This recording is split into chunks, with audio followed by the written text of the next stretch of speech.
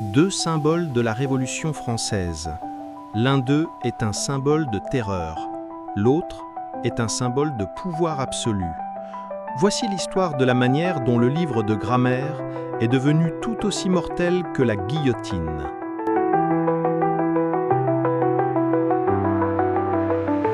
Avant de commencer, pensez à liker et à vous abonner pour recevoir la notification de notre prochaine vidéo. Dans la vision grandiose et unificatrice de la Révolution française, il y avait un problème fondamental. Alors que les révolutionnaires cherchaient à créer une république unique et indivisible de citoyens, la France elle-même était une nation divisée par la langue. À la veille de la Révolution, on estime que moins d'un quart de la population parlait couramment le français. Le reste communiquait dans une mosaïque vibrante de langues et de dialectes régionaux, du breton du nord-ouest à l'occitan du sud, du basque des Pyrénées à l'alsacien de la frontière orientale. Cette diversité linguistique était, aux yeux des révolutionnaires, une faiblesse nationale, une relique du passé féodal et un dangereux obstacle à la nouvelle République. Comment pouviez-vous diffuser les idéaux de liberté, égalité, fraternité si la majorité de la population ne pouvait pas comprendre la langue dans laquelle ils étaient écrits ? Comment pouviez-vous faire respecter un code juridique unique et uniforme si les décrets et les lois étaient inintelligibles pour les personnes mêmes qu'ils étaient censés gouverner ? Le grand projet des révolutionnaires de créer une nouvelle nation éclairée était paralysé par cette tour de Babel interne. Pour eux, l'uniformité linguistique n'était pas seulement une commodité administrative, c'était un impératif révolutionnaire. La destruction des langues régionales et l'élévation du français au rang de langue nationale unique sont devenus une priorité absolue. Un projet à poursuivre avec le même zèle révolutionnaire que les purges politiques de la terreur. Et pour y parvenir, ils avaient besoin de plus qu'une simple guillotine. Ils avaient besoin d'un livre de grammaire. La justification intellectuelle de cette épuration linguistique est venue sous la forme d'un rapport désormais célèbre de l'abbé Grégoire en 1794. Intitulé « Sur la nécessité et les moyens d'anéantir les patois et d'universaliser l'usage de la langue française », ce document a servi de plan idéologique pour la terreur linguistique à venir. Grégoire a soutenu que les langues régionales étaient des reliques de superstition et d'ignorance, des outils utilisés par les prêtres et les aristocrates pour maintenir le peuple dans un état de servitude. Pour libérer l'esprit du peuple, leur langue devait être éradiquée.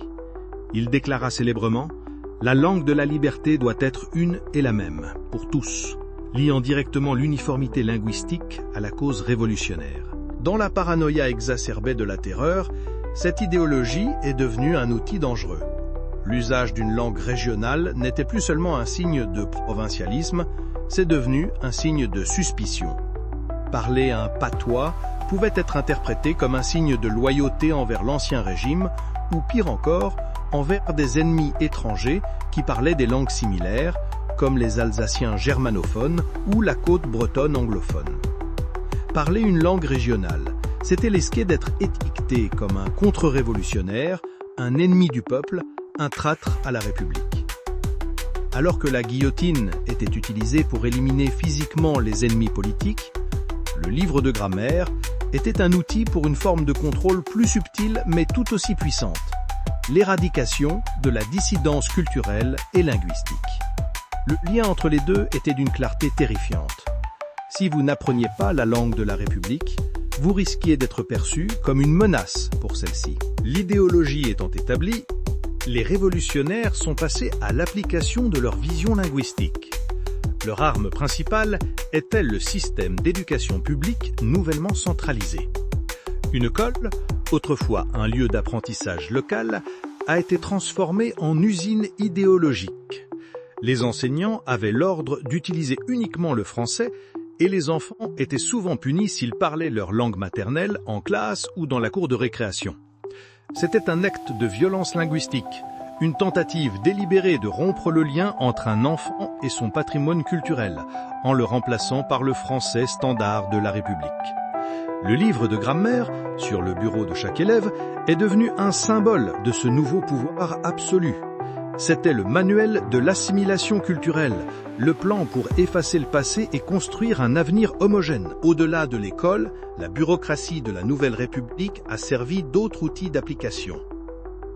Toutes les affaires officielles, des décrets gouvernementaux aux procédures judiciaires et aux ordres militaires, étaient menées exclusivement en français. Cela a créé une nouvelle forme de dynamique de pouvoir où seuls ceux qui parlaient couramment le français pouvaient participer pleinement à la vie publique. Pour un paysan qui ne parlait qu'occitan, les nouvelles lois et décisions de justice étaient aussi étrangères que si elles avaient été écrites dans un autre pays. Le livre de grammaire est donc devenu une clé de la survie, un outil nécessaire pour naviguer dans un monde qui les punissait activement pour leur langue maternelle. L'État révolutionnaire avait fait de la langue française un instrument de pouvoir et l'accès à ce pouvoir était désormais une question de vie ou de mort civique. Les politiques linguistiques de la Révolution française furent un succès brutal. Elles ont effectivement créé une nation française unique et unifiée là où il n'y en avait pas eu auparavant. Mais ce succès s'est fait à un coût énorme.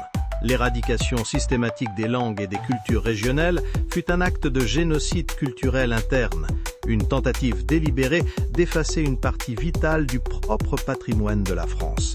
La Révolution, qui défendait la liberté et l'égalité pour tous, avait, dans une tournure paradoxale, utilisé les outils de l'oppression pour imposer une identité culturelle unique à son propre peuple.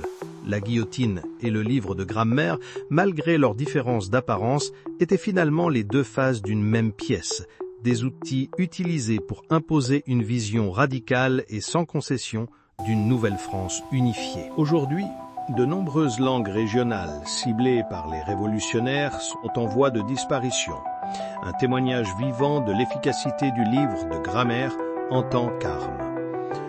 L'héritage de cet acte continue de façonner la France, une nation qui protège farouchement sa langue, un résultat direct de cette croisade révolutionnaire.